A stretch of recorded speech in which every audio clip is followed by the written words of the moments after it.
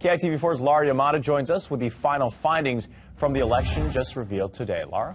Well, Kenny, after more than 50 polling places on Oahu ran short or ran out of ballots on election night, many people demanded the state's chief elections officer be fired. Today, the Elections Commission said no one's getting fired, no one's getting punished, and there will be no formal report on how they came to that decision. It was terrible. People are leaving. They're saying, heck with this. The outcry was deafening after ballot shortages led to lines hours long during the general election. Something is wrong.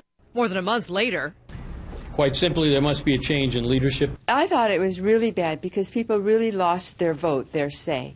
officials determined a miscalculation in ballot orders was the biggest problem, along with poor communication and poor training. This was a series of mistakes. It was almost like a perfect storm. Yeah, this is a cloud over all of us. We want this to be resolved.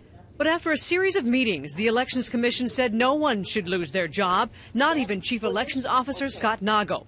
A recommendation sparking support and fresh criticism. It's my feeling that he dealt with a lot. He had a lot on his plate. We've got, bad performance, bad work, and bad consequences, and yet no one takes action. We've identified the problem. We figured out what we can do so we don't repeat that problem. Nago says they've changed their ballot order formula, are submitting evaluations, and holding all employees more accountable. No, this is just the beginning. This is not enough.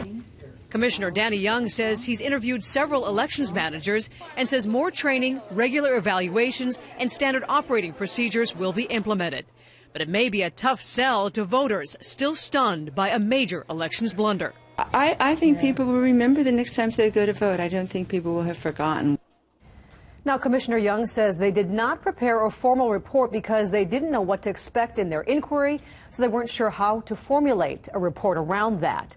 Senator Sloan called a lack of a report, quote, totally inappropriate, and says an independent study of what went wrong still needs to happen. Kenny, back to you.